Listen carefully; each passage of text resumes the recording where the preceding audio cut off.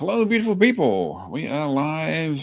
Ask Athol Anything once again. So, and my plan is going to be the same. Basically, hang for a little bit and see if people have questions.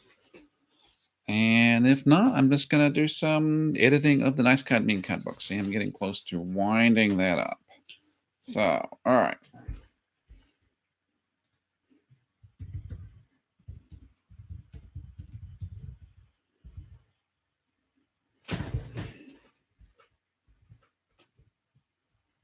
And I guess just before I start into that, I had a follow-up question from the affair question I answered yesterday.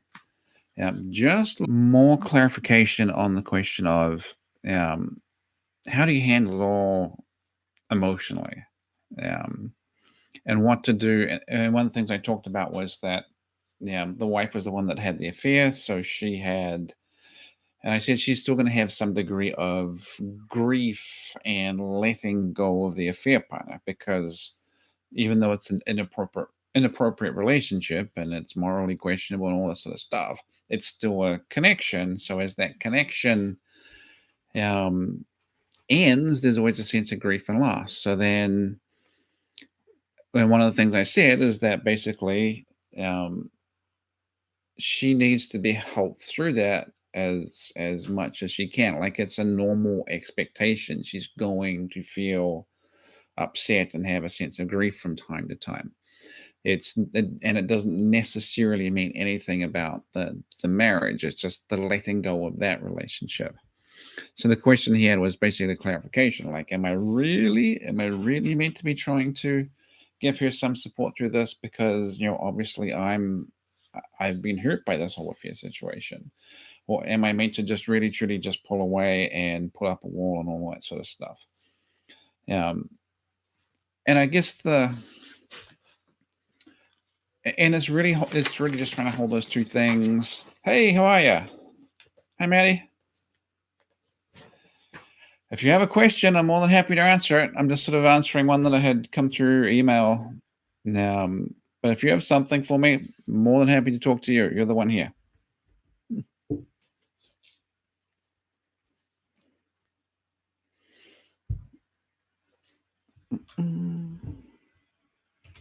That's reasonable. Well, this looks clueless, doesn't it?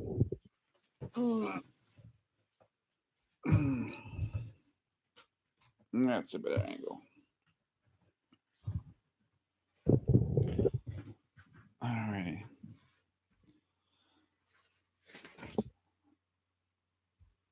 So if you have any questions, I'm more than happy to answer them.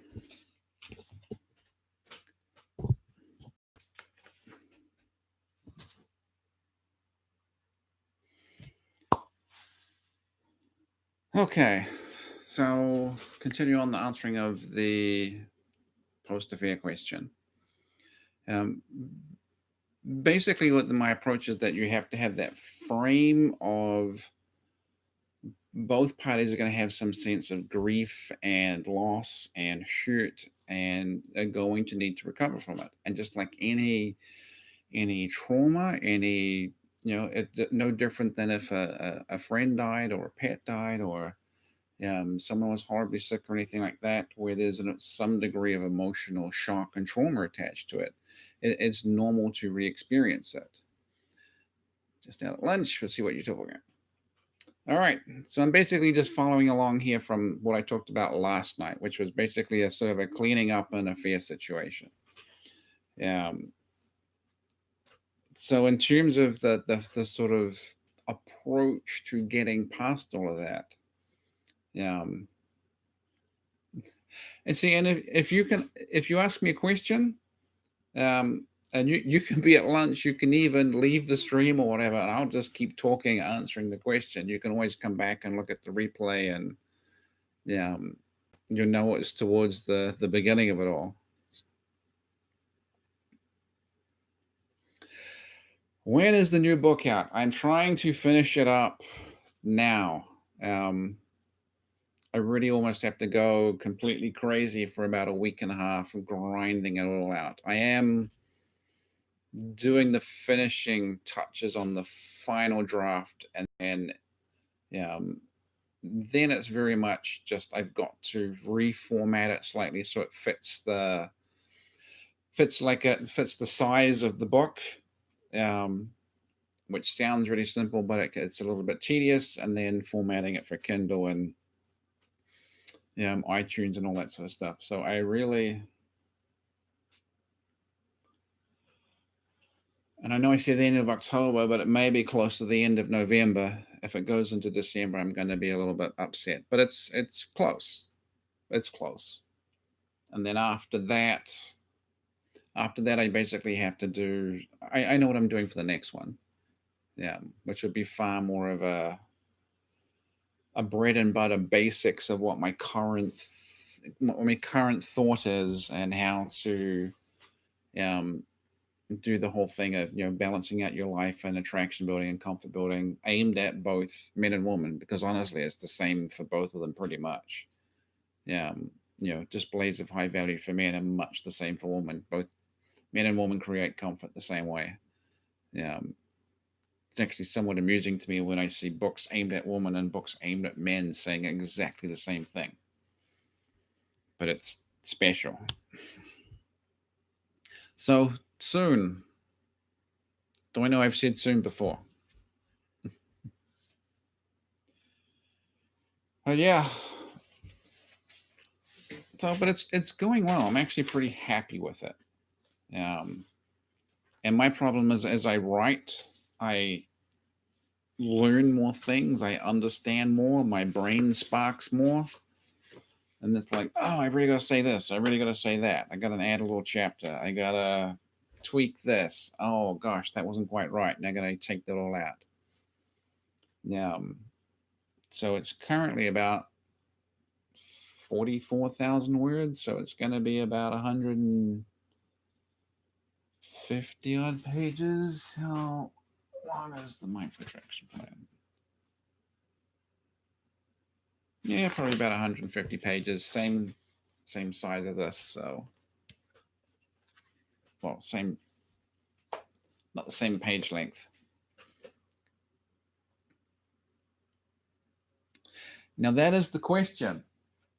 Um, there, if someone is still truly emotionally hooked in to someone, and especially if they're still having any degree of contact, um, where even if they're not necessarily trying to do anything to engage with that other person, I mean, just things like seeing their face popping up on Facebook, whatever it is, um, if they're still really hooked into that person, especially if there's still engagement, um, that is just going to bury anything. There has to be a clean break. There has to be a conscious attempt to break away. If there's any degree of interaction with that relationship still happening, that relationship is going to be primary over the actual marriage, because it's got that addictive hook to it. Um, so there does need to be a clean break in terms of contact, and the person who's had the affair has to basically admit that, and you have to create that boundary between the two of them. If you don't do that, there is zero hope for affair recovery. It'll just continue on. Um, which is incidentally why the workplace affairs are almost impossible to stop, because even if they're not talking to each other or meeting in hotels or whatever it is, they are still going to the same place. They see each other's car in the parking lot. So it keeps being renewed day after day after day. Once it's done, you have the clean break, and the person who's had the affair genuinely wants to work on it. They are still going to feel some degree of connection, um, Right. Yeah. They're still going to have some degree of connection to that person, no different than any sort of romantic relationship. Like if you were dating someone for a year and had a, you know, it was a serious boyfriend girlfriend relationship, and then that relationship ends, um, and ends relatively quickly, the very next day or the day after, you're not perfectly emotionally whole and all over it. It can take a number of weeks and months and even a year for those feelings to diminish. Um, and that's all very normal. In fact, when it's one of the most difficult things with any kind of affair cleanup is the person that's had the affair has the sense of grief and loss and needing to get over the affair partner. Um, but the one person that they really should look for comfort for is their spouse, the person they cheated on, who feels horrible about the affair, does not and is not really interested all that often in expressing any degree of comfort for the person that cheated on them. But this is all a very, very, and of course, if you're saying I'm still trying to get over this other person, that totally sets off alarm bells in the person that was cheated on. So it has to be something that's handled relatively delicately. And the technique I use, I basically call it, you know, venting upwards rather than at each other, which is basically just saying, I'm having just a rough day emotionally. I'm just having some dark thoughts. There's just things spinning around in my head. I'm trying to not put too much stock on them. I'm trying not to overthink them, but it's just a crappy day.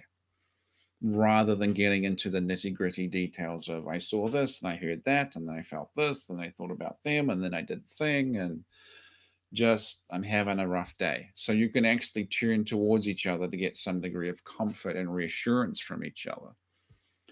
Um, so that sense of loss, the loss and grief of the affair is very normal. And it can take months and even a couple of years or sometimes for it to finally diminish away.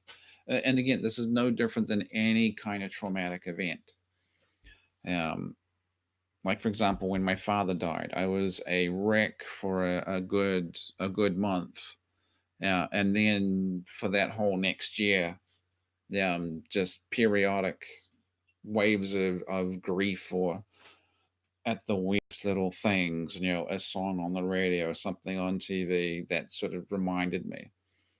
Um, but then the second year much better than the first year, and then now I'm like 8 years later or whatever, and it's I almost have to seek something out to actively feel sad, like going through an old photo album or whatever. So,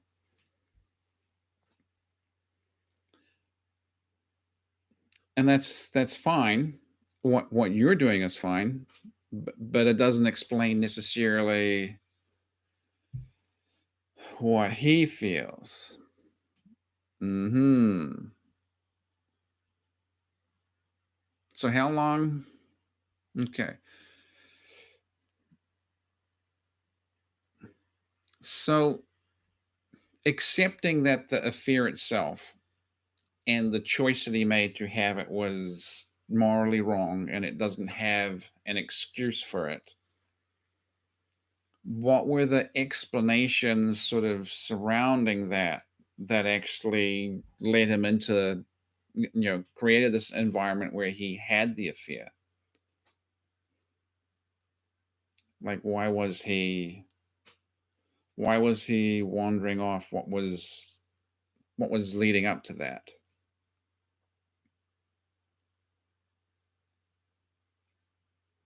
Because the actual, if you think of the story as like a, and the three-part narrative, the affair itself in that sense is, part two, act two, and the cleanup afterwards is the act three. And the question is, what happened in act one that got us to act two? Like, why did he end up doing it in the first place?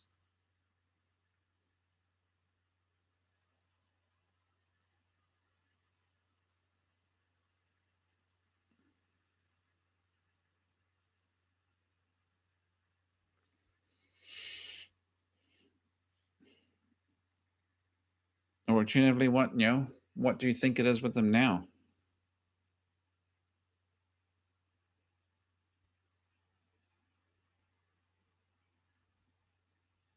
Mm.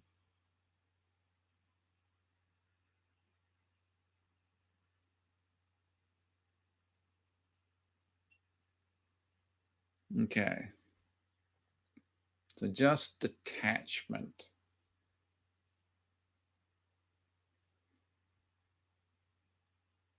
Is he like that with people when okay, me being critical and controlling. Critical and okay.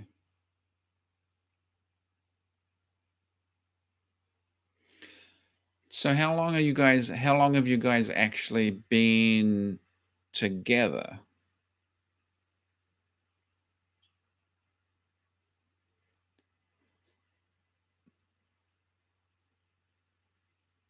So yeah, and that's if the affair is stopped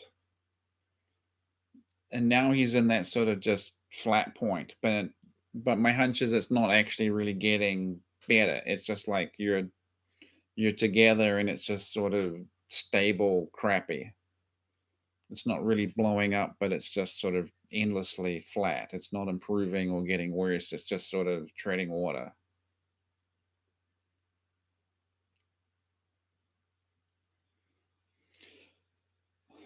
So why doesn't he? I mean, not that I'm trying to encourage him to leave you, but why doesn't he end the marriage then? If he absolutely wants his freedom and he's a sad panda, why is he still staying instead of going?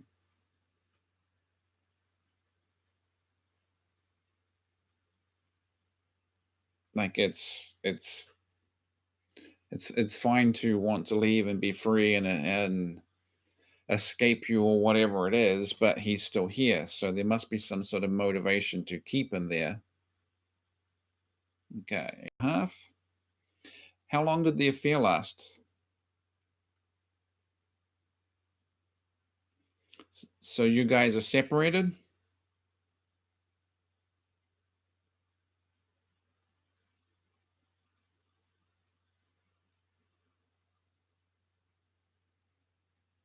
So have you been separated for 6 months? Am I reading that right? Yeah, it's fine. Well,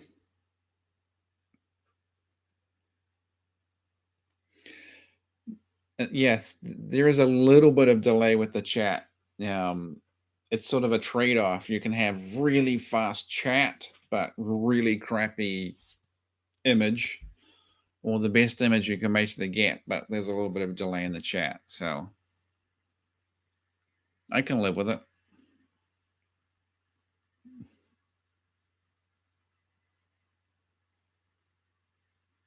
Okay, so he's gone.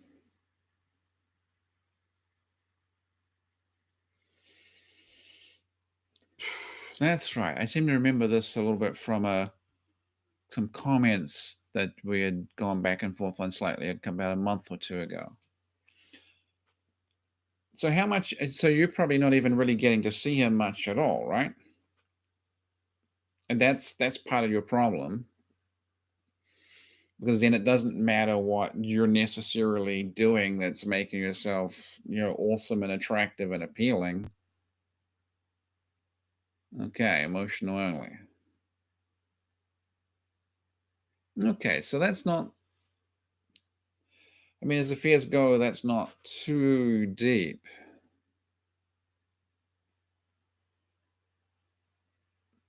So he's separated and he's not doing anything. So what is he doing? I'm trying to dig to find out what's actually motivating him.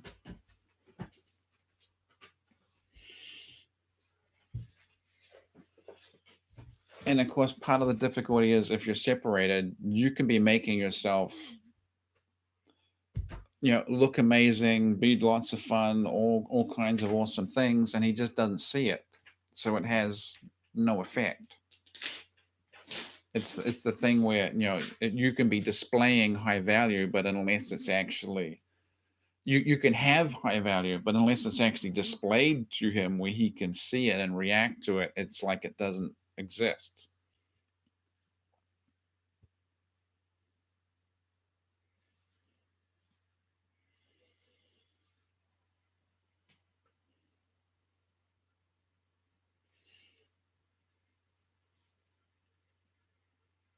Hmm.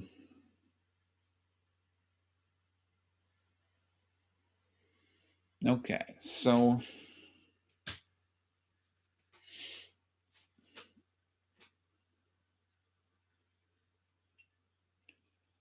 what was okay? Backtrack slightly. Well, backtrack to the beginning of the relationship. Like if you can imagine,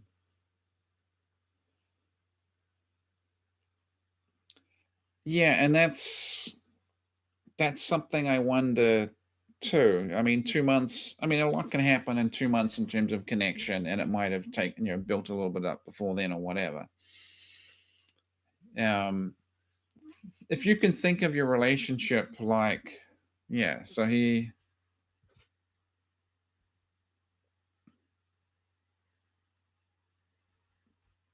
So when did the relationship actually start getting worse? Like how long? Like I imagine when you get together and getting married, it's all good, but then it stays good for a while. When did it start actually getting worse?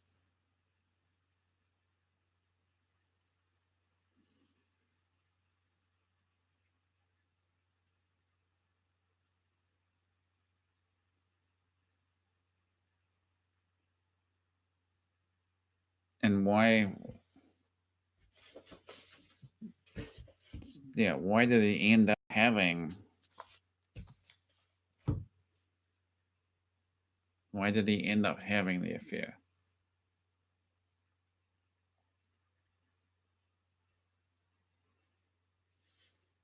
Hmm. And the other question is, I'm going to ask you is like, at what point are you willing to just sort of say he's not going to come back and start the process of actually winding things up?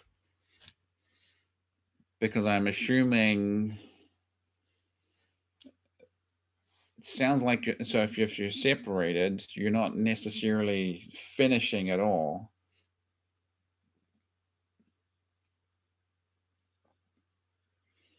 Okay. Yep.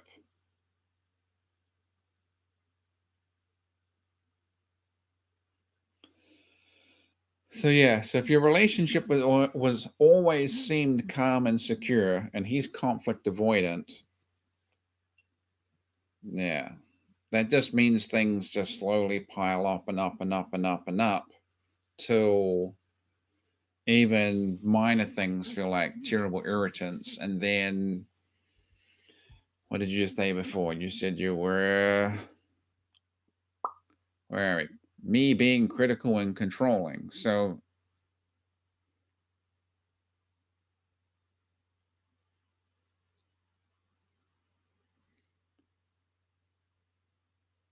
that's right. I remember the hike thing. Yes, yes, yes. Used to think I do. So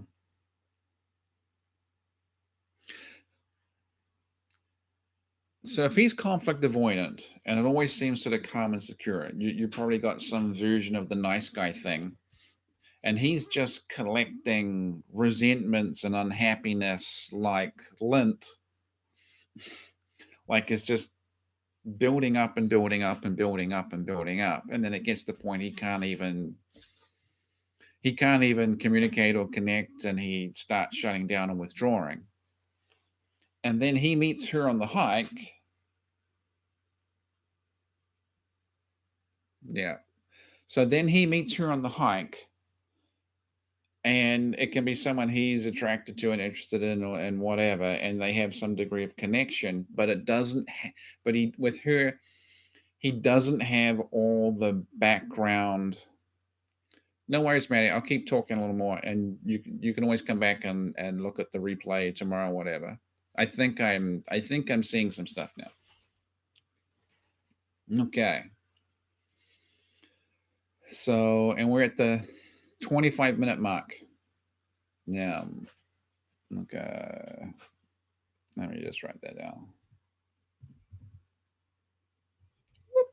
Caps lock, caps lock.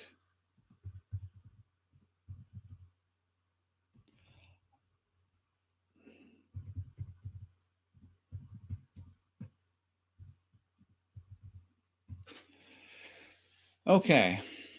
So if he's conflict avoidant and the relationship has always seemed calm and secure, he's and he's the nice guy thing. That means he's slowly collected resentments and unhappiness and misery and complaints and all that sort of stuff. Um, Slowly accumulated it over time. And he's not had the relationship skills or emotional maturity or whatever we want to say to be able to start digging into that stuff to reconnect. Now, so he may have attraction to you, he may like you, he may love you, but it just all gets overwhelming at some point, and he doesn't have the skills to fix it. He doesn't have any recovery moves. So all the little problems just keep adding up and up and up and up until he reaches sort of a breaking point. Except he's not going to communicate that because this is part of the problem where he's withdrawing and he can't bring up some form of conflict. And then he meets her, has some degree of attraction, has some form of connection, and he doesn't have all that history of the calcification of all these little hurts and stings and sky crap and all this sort of stuff. So he actually gets to connect to her. And it sounds like it didn't even go physical. Um, I mean, you would expect if it's a super connection thing on a hike thing that it might go physical, and it doesn't even sound like it. Doesn't even sound like it does. Um, and it's short, and then it's relatively over. But even then, he's still got all this. So I mean, that the emotional fear ends. He's back with you, but he still has all that calcification of all the nice guy crap and problems and resentments and budgets and all this sort of stuff. So he can't connect. And the separation just feels like a relief to him because then he's not face to face with conflict. He's not face to face with the difficulty of, you know, interacting with you or trying to deal with something emotionally difficult. So this is what he's talking about when he's saying he wants his freedom. And he gets to play sport, has his own place, freedom, freedom, freedom, whatever. Okay, it's not really his freedom that he wants. He just wants to avoid conflict. He wants to avoid the emotional difficulty of actually dealing with an issue and sorting it through and having it be difficult in some way before it gets to some sort of resolution and improvement. So my hunch is you can go all out, hitting the gym, being in the best shape of your life, wearing, perfect clothes and flawless makeup and being fun and engaging and flirty and all that sort of stuff. And he's not even going to react to it because it's not necessarily an attraction question at all. It's he just gets emotionally flooded and withdraws, which is why he's not even doing anything with anyone at this point. I kind of suspect that The emotional fear is ended. Yep. No worries, Maddie. I suspect the emotional fear is ended. He's in his apartment or wherever he is, enjoying his space, and there's potentially no one else in his life anyway. Like there's not even a next woman.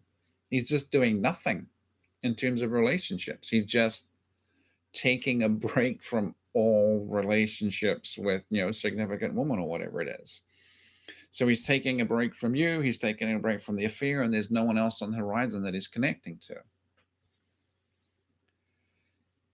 So that is the blockage. He's got to get past. He's got to be able to start working on this stuff. Well, this is just going to be his life. You know, he can meet someone new, and all this will replay again. He can meet somebody totally new, start a new relationship, and this will all happen again because it's going to be the same problem. And then that relationship could end. He could find another one, and it'll all happen again. Um, my hunch is also that he is. Um, my hunch is that also he's an Enneagram 9. Enneagram, which is the ultimate conflict avoidant personality type. And he sounds like he's not really in a good place with it at all.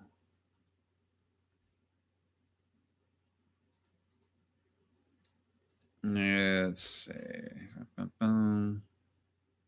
So he's really down in some unhealthy levels with that. Yeah. And where are we? Control room.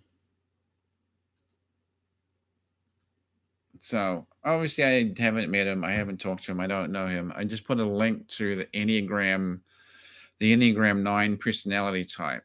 If you look at it,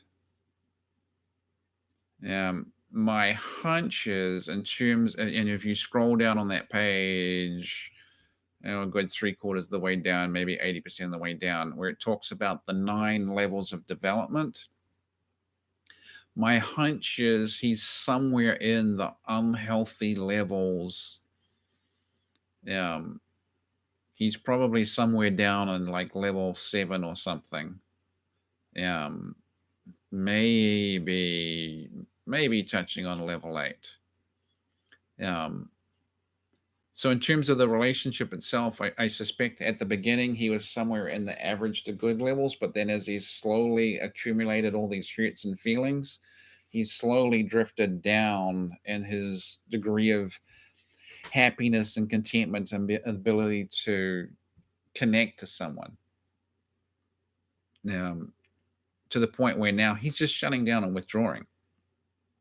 So like the example the example text for level 7 is, which is the third from bottom, can be highly repressed, undeveloped, and ineffectual, feel incapable of facing problems, become obstinate, disassociating self from all conflicts, neglectful, and dangerous to others. I don't think that doesn't mean danger. That's not a 7. It's more of the not paying attention and shutting down. And level 8, wanting to block out of awareness anything that could affect them. They disassociate so much they eventually can't function, numb, depersonalized. So it sounds like he touches on that a little bit. So I don't know if, and I don't know if marriage counseling is going to be the solution at all. I mean, it can be part of it, but he needs individual help. Like he's he's drowning in his inability to connect to someone. Um, and if he doesn't have a solution, and he doesn't work on a solution, um, his marriage is going to end. He's going to be, solo dad. His kid will you bounce between the two of you, and then whoever else he meets is going to be all the same things happening again, except now he also has an ex-wife and bounces custody backwards and forwards, and it's all more complicated than ever, and it's more points of conflict. It's more relationships to manage. It's more things to do and connect with and deal with. It's going to be harder. It's going to be harder to live his life if the marriage ends for him. And that's just thinking for him, not even factoring in how it's affecting you. Um, he needs a lot of help with individual counseling in some way. And getting to the bottom of why he's like this. Um, I have a strong hunch that this has gone on for much longer than just the relationship between the two of you. This has probably been building up over his whole life. So why exactly that is, obviously I don't know, but this is pretty deep. When the end game is he just sort of shuts down and withdraws from his wife, and then has a very, very brief, sort of overwhelming connection that's just an emotional affair. And then that ends, and then he just walks away from all his significant romantic relationships with women. That's pretty bad. Like that's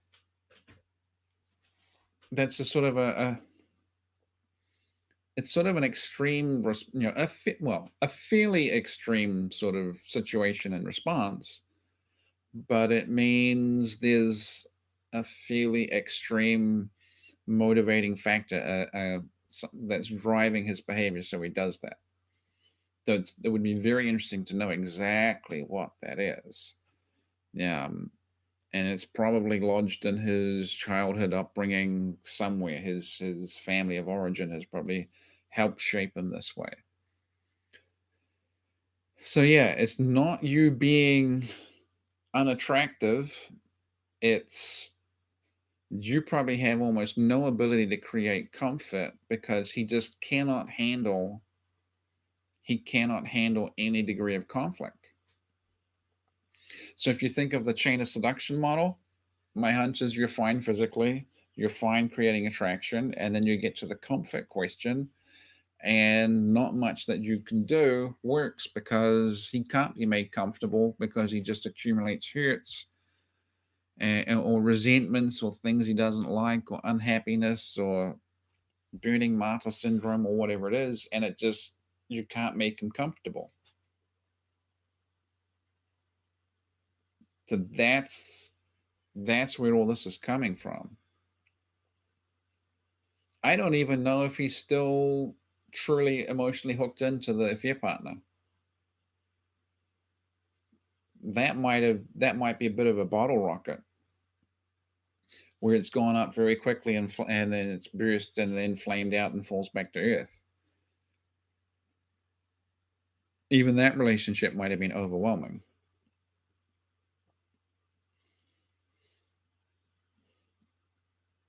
So he needs some individual counseling. That I think that's almost going to be your number one thing to push for.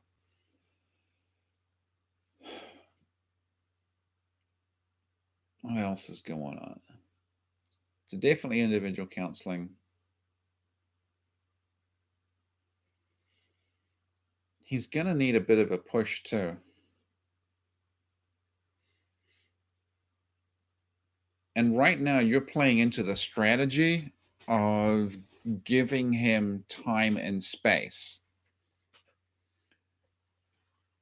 which is what he's saying he wants, but you're also allowing him to spin this process out. Like, you're going to need to be the one you're going to need to be the one that's actually start saying there needs to be some sort of endpoint or resolution, or something has to, we have to work on something, because he's never going to do that. He's never going to really force the issue of we need to come to some sort of resolution and find a way to move forward, or find a way to wind it up and say we're done.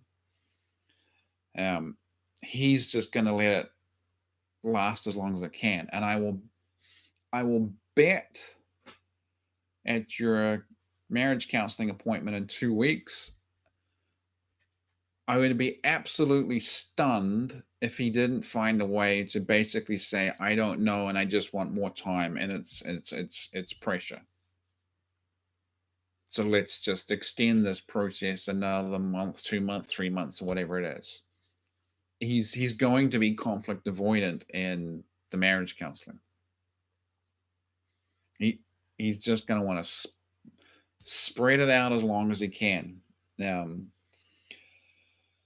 Because even getting divorced is going to be conflict, and it's going to be awkward. And then if he's a nice guy, well, then it's a failure. Then it's really is this kid growing up in two different homes and all that sort of stuff. So you're actually gonna have to drive the way forward to some degree, because part of his problem is he's not going to do it. So you absolutely need to push.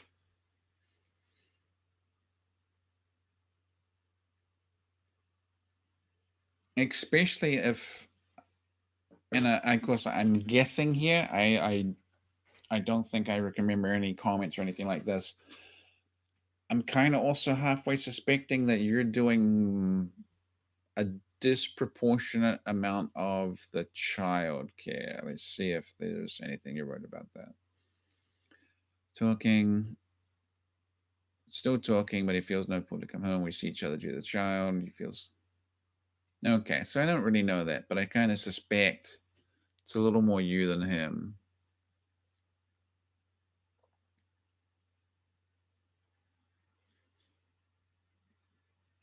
I think you have to stop playing it. Yeah, so I don't really know that. I don't. It's just a hunch. So I think you have to play a little more hardball, and there has to be some ending point.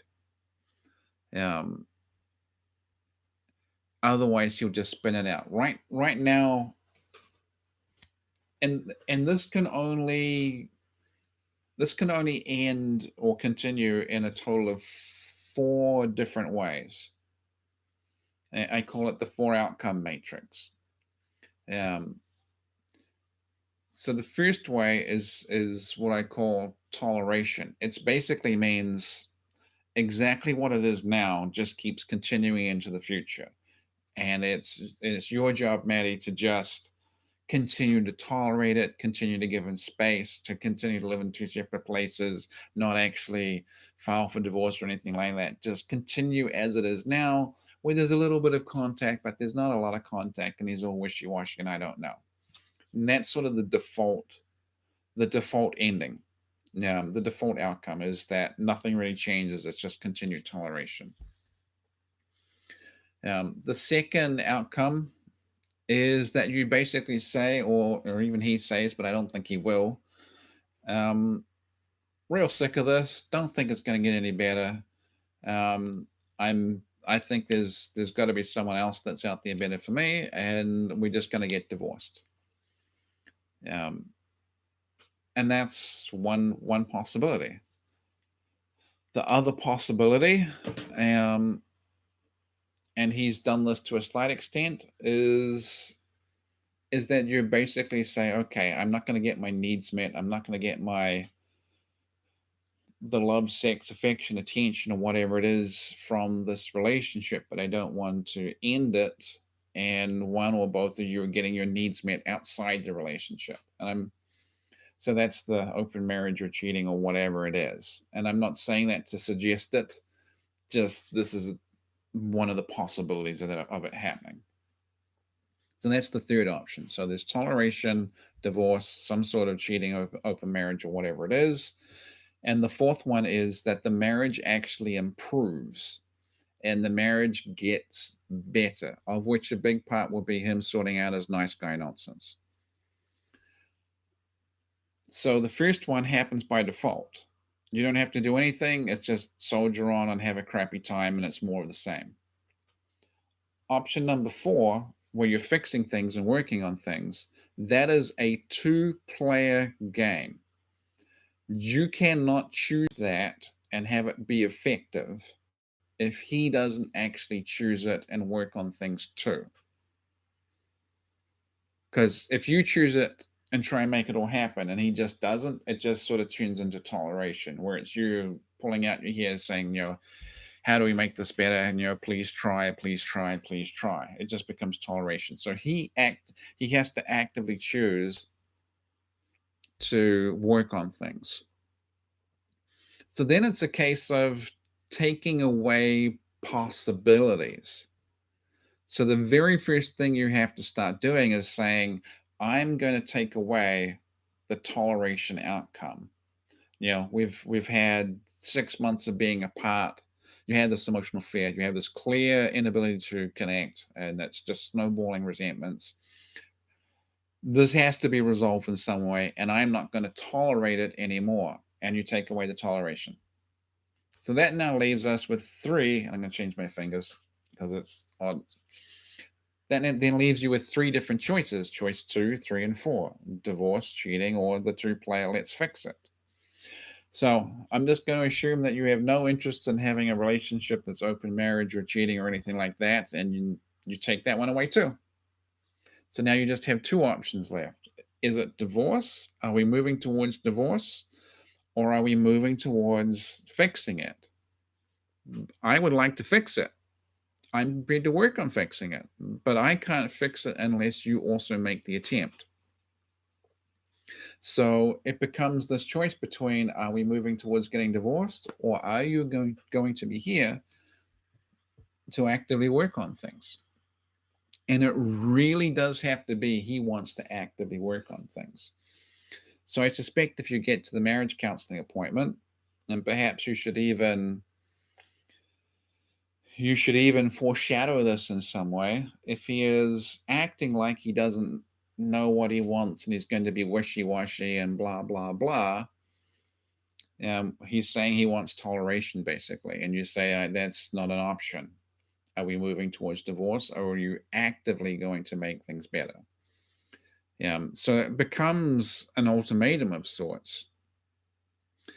And I did a video on ultimatums a month or so ago. It's about 4 or 5 videos back, maybe 6, where the framing of the ultimatum is not you giving him an ultimatum. It's not you saying you need to choose between getting divorced or working on the relationship. It's not him that's making that choice. You're telling him the choice that you are making, and then letting him react to that and do whatever it is he's going to do.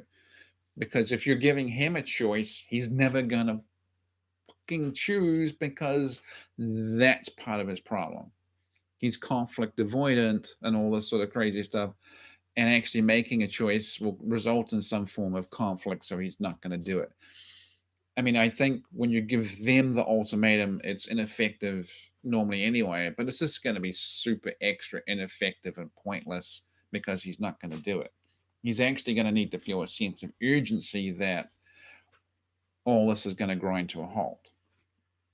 He's actually going to be divorced. That's actually going to happen if he doesn't do something. So you're communicating the ultimatum that you're facing. You're communicating the choice that you're making. It's either I'm going to be in a relationship where we are working, I'm working on things with my partner and working towards making it better, or I'm going to end my relationship and go on with my life and find someone new or whatever it is. You see how it's exactly the same choices, but it completely changes the frame. It's not you must choose between being divorced or working on the relationship. It's I'm making the choice to be in a relationship that's getting better and being worked on, or I'm not going to be in this relationship trying at all, and I'm going to be on my way. That's what I'm going to do. So it means he must then actively turn around and start doing something. So,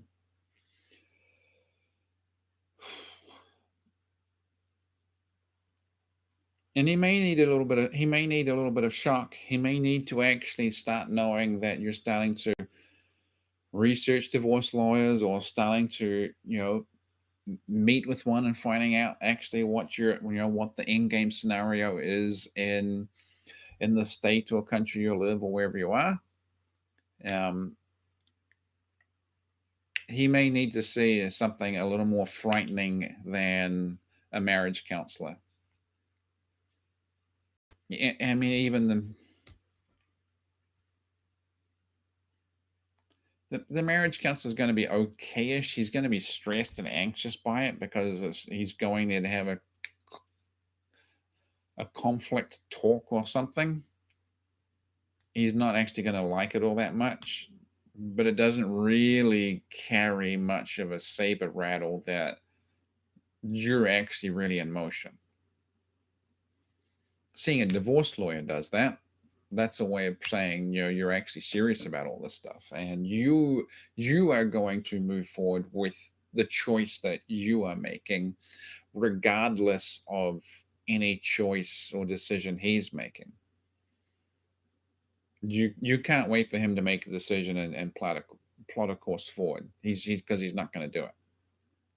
I 100% guarantee he won't do it. So you have to say what your course of action is and which way you're going.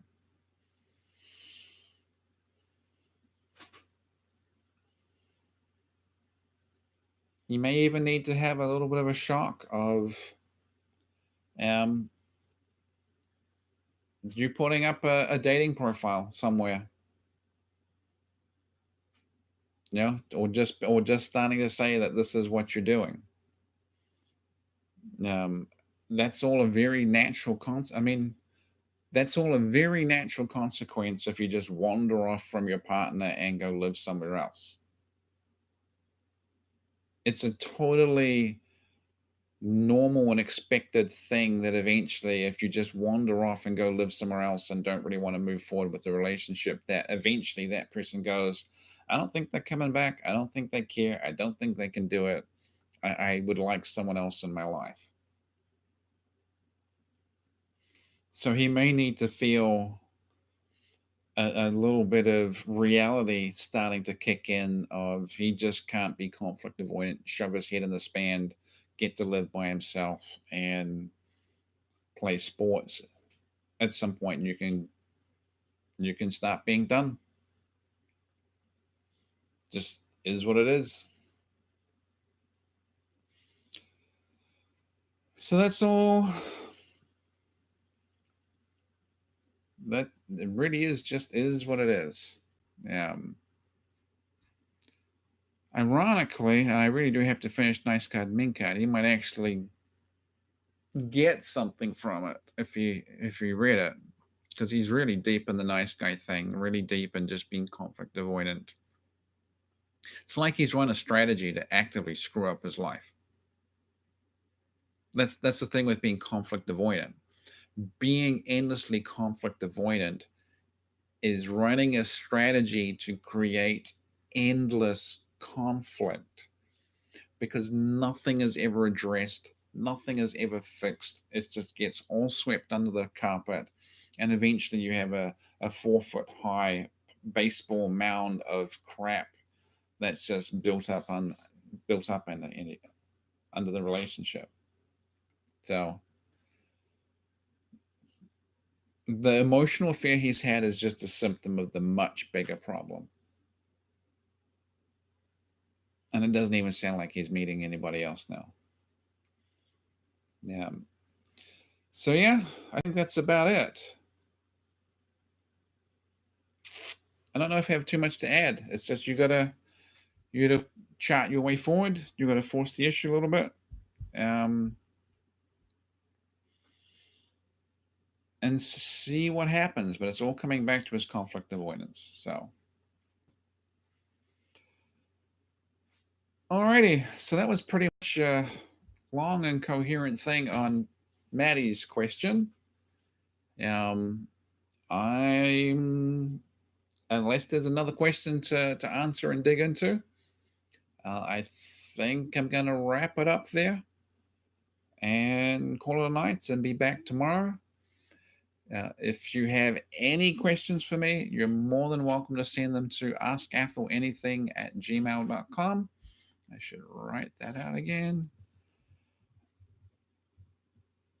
And I can answer them as just an email, or I'll tend to answer the questions in the chat, seeing the people are here. So,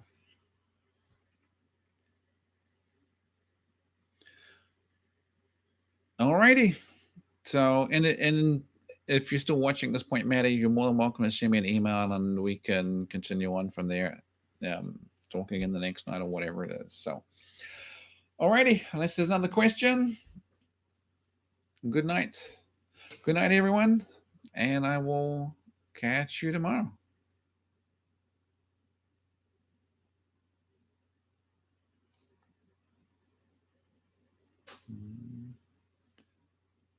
And alrighty. See you tomorrow.